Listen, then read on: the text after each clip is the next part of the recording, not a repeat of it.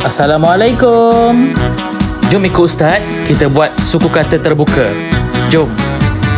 Ba tambah alif jadilah ba. Ba tambah ya jadilah bi. Ba tambah waw bu, sebut satu persatu, jadilah perkataan babi bu. Kalau tak tambah alif jadilah ta. Kalau tak tambah ya jadilah ti.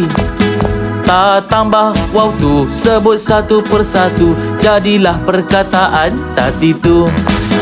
Itu dia sukata terbuka. Jom kita buat sukata tertutup pula. Ikut Ustaz tau. Kalau kaf ya kaf, kita sebut kek.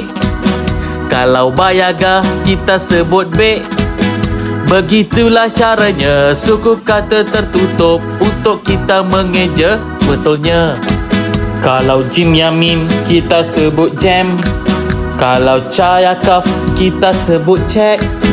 Begitulah namanya suku kata tertutup, mudahnya untuk kita mengeja. Ingat tu murid-murid, jangan lupa praktis.